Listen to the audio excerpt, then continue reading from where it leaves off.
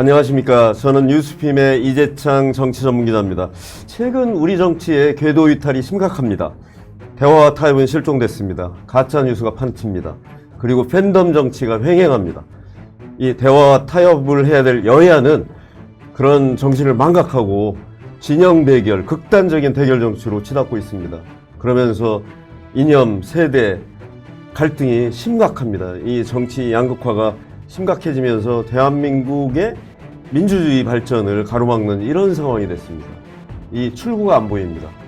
그래서 뉴스핌이 바로 국가 발전의 리스크가 된 정치 양극화 어떻게 풀 것인가 이런 특별 기획을 준비한 배경이 바로 그런 것입니다. 중진 의원 두 분 모시고 그 문제에 대해서 고견을 들어보려고 이 시간 준비했습니다. 김영배 민주당 의원님 나와주셨습니다. 네, 안녕하세요. 김영배입니다. 송석준 우리 국민의힘 의원 나와주셨습니다. 네. 이렇게 바쁘신 안녕하세요. 와중에 시간 내주셔서 감사합니다. 예, 고맙습니다. 고맙습니다. 한번 직접 들어가 보겠습니다. 우리나라 2025년 대한민국은 한마디로 갈등공화국이다. 이렇게 표현해도 과언이 아닐 것 같습니다. 도대체 원인이 뭘까요?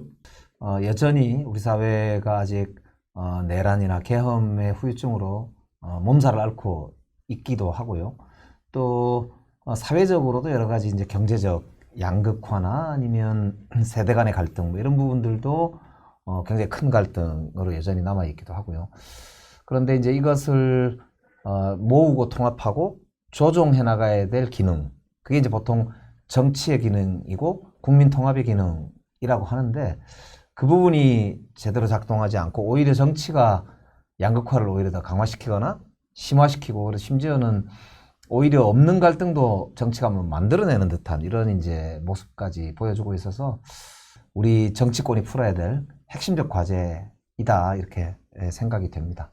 저도 작금의 우리 대한민국의 현실은 정말 모든 영역에서 갈등이 가장 첨예화되어 있다는 생각이 듭니다.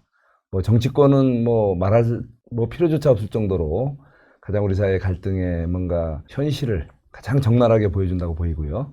그 외에도 무슨 이제 세대 간의 갈등이라든가 또 우리 이념적 갈등, 젠더 갈등 이런 것들이 여기저기 이제 전제해 있죠. 지역 간 갈등은 너무나 오래된 얘기지만 갈등 양상들이 여러 가지 변수가 더 추가되고 서로 뒤엉키면서 정말 어떻게 풀어야 될지 어려울 정도로 참 심각해진 상황 같습니다. 국제적으로는 이런 갈등 상황이 이제는 전쟁으로까지 실제 비화되는 정말 굉장히 안타까운 상황인데요.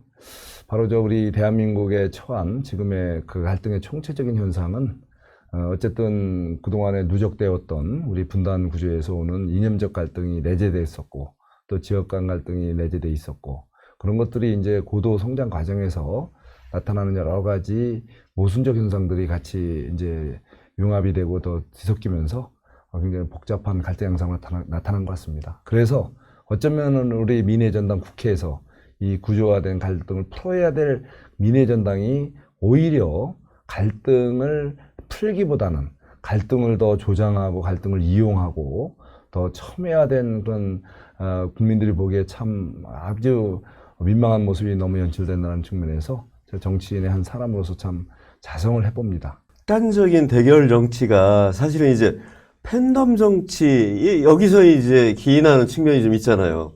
여권에는 개딸, 개혁의 딸이라고 해가지고 개딸들이 아주 무섭게 지도부를 압박해가지고 주요 의사 결정을 뒤집어 버리고 이런 사례가 적지 않죠. 그리고 이제 그 보수 쪽에서는 또 태극기 부대가 지금 장동혁 대표가 많이 흔들리는 것 같아요. 그쪽에 끌려다니면서 제 기능을 좀 못하는 이런 상황. 이 팬덤 정치 굉장히 심각한 것 같아요. 대중 참여를 통해서 권리당원 숫자가 늘어나고, 그 권리당원들의 적극적 참여 정치가 활성화될수록 오히려 이제 큰 틀에 그런 이제 국회의원들이나 지역위원장들이나 이런 주요한 대의원들이나 이런 간부들의 입김보다는 대중들의 영향력 이런 게 확대되는 과정에서 지금 이제 아까 말씀하신 여러 가지 팬덤 현상이다라고 불리는 그런 이제 현상들이 이제 있는 것 같습니다. 그래서 그 중에서도 당대표 선거를 이제 직접 이제 투표를 하지 않습니까? 그리고 이제 대통령 후보도 직접 투표를 통해서 뽑고, 그렇죠. 예, 그렇게 하다 보니까 정당 내부에서 아무래도 큰 틀에서 이제 한 두세 개 정도 되는 그룹으로 나뉘어져서 이렇게 경쟁을 하게 되고, 그러다 보니까 그 중에서도 좀 더 강경한 목소리나 혹은 강력한 응집력을 발휘하는 목소리, 이런 목소리들이 득세를 하게 되는 이런 이제 구조적인 문제들이 정치를 조금 더 강팍하게 한다, 이런 이제 문제 지적들이 계속 있는 것 같습니다. 그런데 저는 이거를 두 가지로 생각해요. 하나는 정치가 결국 국민들에 의해서 주권이 행사되는 과정으로 정착이 되어가는 과정에서의 진통이다 라고 이렇게 긍정적으로 볼 수 있는 측면도 저는 있다고 생각하거든요. 또 한편으로는 공론이, 그래서 이제 여론이 결국 정치에 정치를 좌우하는 그런 이제 여론 정치를 시작하는 일종의 또 하나의 현상이다, 이렇게 볼 수도 있는 거거든요. 그렇다면 이거를 그럼 바로잡을 수 있는, 그러니까 문제가 있다면 이 바로잡을 수 있는 거는 뭘까 했을 때 저는 이 정당 내부의 의사결정 체계를 조금 더 체계화하고 충분한 수기와 토론이 좀 진행이 되도록 하는 그런 이제 민주적 절차를 잘 갖추는 그런 정당 개혁에 노력하고요. 국회 내에서도 국민들과 충분하게 소통하고 국민들의 의견이 예를 들면 직접 참여도 하지만 이 수기 과정을 충분히 거칠 수 있도록 하는 그런 이제 이런 전체적인 의사결정 체계의 재정비, 이런 게 필수적으로 따라와야 되지 않을까, 이렇게 생각하고, 마지막으로 정당의 리더들의 자성도 굉장히 필요한 것 같습니다. 그래서 리더라고 하는 것 자체가 그런 이제 소위 당원들이나 시민들의 뜻을 받아들이게만 하는 게 아니라 방향도 제시하고 비전도 제시하고, 이런 게 또 리더의 역할이지 않습니까? 그렇기 때문에 정치 리더들의 그런 노력, 이게 이제 앞으로도 굉장히 중요한 과제가 아닌가, 이제 그런 생각이 듭니다.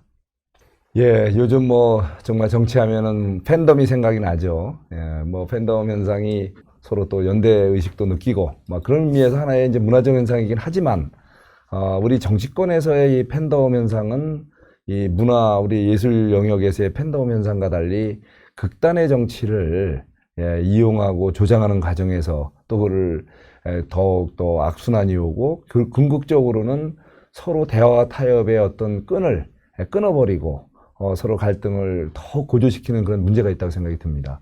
그리고 또 뭐가 선인지 헷갈릴 정도로, 선과 악이 헷갈릴 정도로 악이 진영 논리에 이제 너무 강해지고, 그 진영 논리 속에서 또 보다 더 자극적인 언어와 자극적인 공격을 통해서 서로 만족감을 느끼고, 그 과정에서 갈등의 골은 더 커지고, AI라든가 기법들이 이렇게 과학적으로 작용을 해서 가짜뉴스, 딥페이크 같은 것들이 양산이 되면서 우리 사회가 그 착각을 하게 하고, 또 그것이 또 거짓과 선의 경계를 무너뜨리고, 이런 것이 어쩌면은 그 보다 더 강하게, 보다 교활하게, 교묘하게 활용하는 사람들이 강해져서 결국 이기고, 뒤에는 양두구육처럼 뒤에는 본질은 아닌데 겉으로 드러난 순한 모습이 결국은 전체를 먹고 나면 전체가 굉장히 퇴행적 사회로 가는 거죠.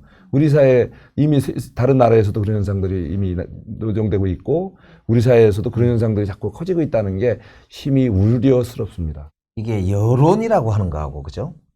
팬덤이라고 하는 걸 어떻게 구분할 거냐. 그렇죠. 뭐 다시 뒤섞여 있는 예, 거죠. 이게 이제 종이 한 장 차이일 수도 네. 있거든요. 근데 그런 점에서 보면 금방 말씀하신 대로 가짜 뉴스라든지 편향성이라든지, 그래서 아까 뭐 레비츠키 네. 미국의 하버드 교수가 쓴 How Democracy Has Died 그 책을 보면 민주주의가 무너지는 그 이 가이드라인 같은 것들을 해놓고 요 중에 몇 개가 이제 문제가 되면 민주주의가 사실상 무너진 거 아니냐, 뭐 이런 지표 중에 나오는 게 이제 그런 폭력을 용인하느냐, 상대방을 에너미라고, 즉 적이라고 하느냐, 아니면은 뭐 가짜 뉴스를 막 생산해서라도 그 다른 수단을 동원해, 즉 가짜 뉴스를 동원해서라도 상대방을 공격하는 걸 정당화시키느냐, 뭐 언론, 기존에 있는 감시나 비판하는 사람들에 대해서 탄압하거나 적으로 돌리느냐, 뭐 이런 것들이지 않습니까? 근데 이제 그래서 이제 그런 점에서 보면은 이 편향성과 그 다음에 아까 이제 말씀드린 정치 리더들이 상대방을 적으로 규정하고, 사실 대화의 상대나 타협의 주체로 생각하지 않는 이런 이 두 가지 측면에서 문제가 다 존재하는 것 같습니다. 결국에는 제도로 풀 문제는 제도로 풀어야 되고 리더십으로 풀어야 되는 문제는 리더십으로 풀어야 될 것 같거든요. 그렇기 때문에 공론의 제도화, 그러니까 좀 가짜뉴스가 생산되는 이런 구조적인 문제 같은 걸 최대한 저희들이 제도적으로 정비를 하고, 동시에 아까 말씀드린 대로 국회 내에서의 대화 타협이 이제 강화될 수 있도록 하는 방향으로 이제 국회와 정당의 리더십을 좀 강화시킬 수 있도록 선거제도라든지 기타 이제 원내 운영과 관련되어 있는 제도, 이런 부분들에 대해서 정말 좀 노력이 필요하지 않을까, 개선이 필요하다, 이렇게 생각이 됩니다. 민주당과 관련해서는 뭐 그런 우스갯소리가 있었어요. 그게 우스갯소리인지 아닌지 모르겠습니다만 용산 대통령이 있고 충정로 대통령이 있고 그리고 이제 여의도 대통령이 있다. 이게 사실 팬덤 정치를 뭐 한마디로 요약해 준 게 아닌가, 민주당 상황 관련해서는. 그러니까 이제 저희들이 전당대회 끝나고 이제 언론들에서 회자되던 이야기들 중에 하나지 않습니까? 예. 그래서 뭐 이제 여기는 대통령이 여러 명이다, 혹은 아니면 당 대표가 여러 명이다, 또 뭐 실제 당 대표는 누구다, 막 이제 이런 식의 우스갯소리 비슷한 이야기, 그러니까 굉장히 아픈 이야기죠. 그런데 오늘 저희들이 이제 맞이하고 있는 그런 소위 알고리즘 사회가 가지고 있는 그런 이제 민주주의가 가지는 약점 중에 하나를 저희들이 보는 거라고 생각하거든요. 그래서 민주주의라는 게 결국 많은 사람들의 의사를 집결할 수 있는 아주 좋은 제도요 정신이긴 한데, 이게 또 한편으로는 그런 이제 극단적 지도자들이나 지도 그룹들이 전체를 잘못된 방향으로 끌고 갈 수도 있는 그런 이제 위험성, 뭐 이런 부분들이 이제 그대로 노출된다, 이렇게 볼 수도 있는 건데, 그런 점에서 보면 저는 정치를 하면서 사실 이게 제도로만 막을 수 있는 것은 아니고, 결국에는 저 스스로도 그렇고 반성하고 자성하고 저부터 정말 뼈를 깎는 노력, 이런 게 전제되지 않으면 이거는 참 쉽지는 않겠구나, 이런 생각들이 많이 들긴 합니다. 네, 저는 이런 지금 총체적인 우리 사회 문제가 이게 굉장히 복잡한 양상으로 지금 나타나고 있다는 거예요. 지금 말씀하신 대로 제도화가 잘 되면은 모든 게 해결될 수 있을 것 같고, 또 정치 지도자들이 제대로 기능을 하면은 잘 될 것 같고, 사실은 그거를 기대해왔고 그게 오래전부터 제도는 있었단 말이에요. 근데 그 시대 흐름을 지나면서 정말 제대로 민주주의가 꼽혔던 시대가 있었고, 또 민주주의가 퇴행하고 전제, 군주, 독재, 그런 것들이 성행했던 시대가 있었고, 여러 가지 문명이 이게 발달을 하다 보니까 굉장히 정치 사회가 잘 갈 수도 있고, 아니면은 더 퇴락하고 과거 그 어느 때보다도 위험한 경지로도 갈 수 있는 굉장히 저는 기로에 서 있다고 보이거든요. 그런데 지금 우리 사회에 이렇게 보면은 지금은 좀 굉장히 걱정스러운 게 있는 거죠. 오늘도 우리가 이제 필리버스터 이런 거를 좀 하고 있지만, 정치 권력의 이 어떤 그 금전 논리, 경제 논리, 이런 이해타산이 절묘하게 또 부패적인 현상으로 같이 연관이 돼요. 그러다 보니까 어쩌면은 합법을 가장한 부패 카르텔들이 이게 제도화돼서, 대장동 사태 또 다시 생각하실 수도 있겠지만 그거는 명백한 범죄잖아요. 그런 그 검찰 수사 결과 나왔고, 또 7,800억이라는 엄청난 막대한 시민들, 국민들에게 돌아가야 될 그 이익이 특정 이런 부패 세력들에게 먹거리로 이미 만들어져 있고, 또 무슨 또 종교와 관련해서도 뭐 이런 뇌물수수 뭐 이런 문제가 또 이슈화가 되고 있지만, 이게 구석구석에 우리가 생각했을 때 특히 대장동 사건이 우리 세상의 현실을 잘 말해준다고 보이는데, 소위 55 클럽이라는 게 있지 않습니까? 그만. 그럴까요? 제가 길게 또 설명을 드려야 되니까. 그래서 그 감동적인 거는 좀 알아서 해주시고, 다만 우리 정치권에 단순히 이런 우리가 교과서적인 제도 문제, 뭐 지도자의 문제를 넘어서 우리 정치 사회를 더욱더 극단의 상황으로 몰고, 특히 그 SNS, 특히 이게 요새는 이제 뭐 유튜브 상황이 돈을 벌기 위한 유튜브들이 또 많이 있단 말이에요. 그러다 보니까 극단의 선동하는 뭐 구구의 이런 극단에서 자극적인 그 제목을 뽑아서 또 이거를 올린단 말이죠, 구독률을. 그런 것들은 오히려 정말 우리 퇴행적 정치 현상을 만드는, 우리가 경계해야 되고, 어쩌면 거기에 대해서는 좀 여야가 서로 한 마음으로 그거를 모든 것을 좀 정상화시키는 노력을 해야 될 것 같습니다. 그 스웨덴에 있는 민주주의 다양성 연구소라고 하는 곳에서 민주주의 국가와 권위주의 국가를 분류를 했는데요.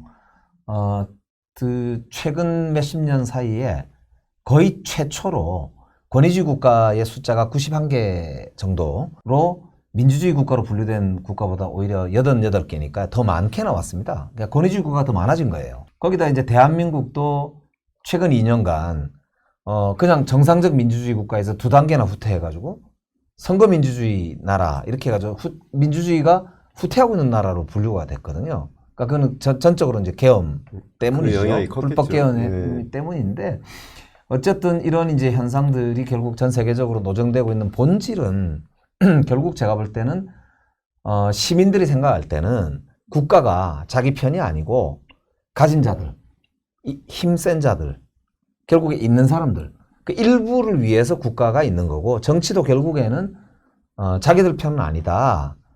그러니까 자기 목소리를 자기가 내지 않고서는 이게 도저히 내 이익을 지켜줄 곳을 믿을 곳이 없다. 라고 하는 그 불신으로부터 시작하고 결국 그거는 양극화가 구조화되어 있는 현재의 그런 이제 전 세계적 현상.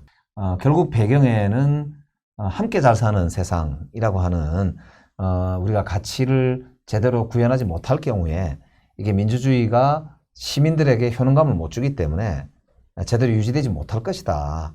도돌이표 아니냐 이렇게 말씀하실 수도 있지만 결국 그게 우리 정치가 맞닥뜨리고 있는 과제일 수밖에 없겠다 싶습니다. 예, 결국은 과거의 사회주의 계획 경제와 자본주의 우리 시장 수정 자본주의 경제 이런 시스템의 차이지 않습니까? 근데 이제 우리 사회가 요즘도 이제 그런 문제를 갖고 사실 굉장히 갈등하고 있잖아요. 예를 들면은 소위 노동관계법, 노란봉투법으로 이렇게 약간 포장된 이 법이 과연 우리 사회에 지금 이제 이미 벌써 공포를 해놔서 법과도 논쟁해요? 시행이 이제 시행이 될 거지만 사실은 저는 그 법이 갖는 위험성이 엄청 크다고 보거든요. 지금은 우리가 그 법을 시행하지 않았기 때문에 그냥 뭐 무슨 문제가 있을까? 노동자들의 권익을 좀 도와주자는 법인데 문제가 있을까 하지만 경영을 하는 기업인들의 얘기를 들어보면 정말 저 법이 가동이 되면 이제 내가 투자하고 고민하고 결정하는 모든 것이 노조에 끌려다니고 소위 말해서 경영상 의사결정까지도 이렇게 노조의 어떤 쟁의 대상에 올라간다는 거. 이제 경영 손발이 다 묶일 수 있다는 거죠. 저는 이런 식의 우리 대한민국은 그동안에 이렇게 굉장히 자원 없는 나라에서 이런 고도성장을 이뤄낸 나라가 되기까지는 사실 기업인들의 역할이 컸는데 그거를 우리가 노동자의 지위를 좀 높여주는 건 좋긴 한데 그거를 너무 과도하게 높여서 기업인들이 오히려 노조에 이렇게 얽매이는 구조로 가게 되면 결국 한순간에 이제 우리 사회에 선순환 이 구조가 무너질 수 있다는 거죠. 기업인들이 무너지면 또 떠나거나 보따리를 싸면 결국은 일자리가 없어지고 우리 사회에 파이가 이제 사라지지 않습니까? 그럼 없는 상태에서 인위적 분배는 결국 저개발 국가 우리가 바라보는 저 북한의 모습이 될 수 있잖아요. 그래서 근데 사실은 이게 이제 1945년도에 해방이 됐을 때 대한민국은 그야말로 세계 최빈국이었지 않습니까? 지금은 뭐 거의 GDP 1인당 35,000불 이상 되는 세계에서도 당당하게 10손가락 안에 드는 강대국이 됐거든요.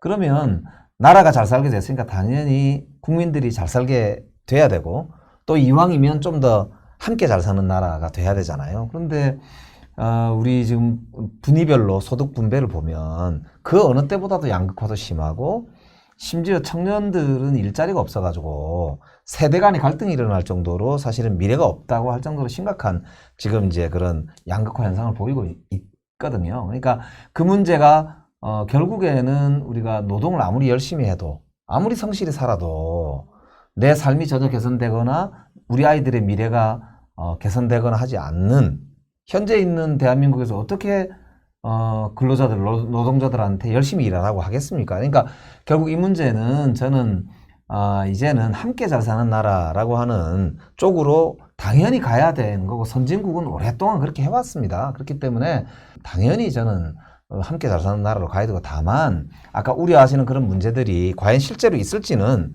토론을 해보면 되거든요. 그렇기 때문에 저는 앞으로도 저는 제가 옳다고 생각하지만 뭐 우리 송석준 선배님 제기하시는 문제들에 대해서 언제든지 같이 토론할 용의가 있거든요. 그러니까 함께 좀 나중에 한번 예, 나오셔가지고 그랬으면 좋겠습니다. 토론할 시간을 드리겠습니다. 이렇게 시간 내주셔서 고맙고요. 예, 두 분 감사합니다. 예, 고맙습니다. 고맙습니다.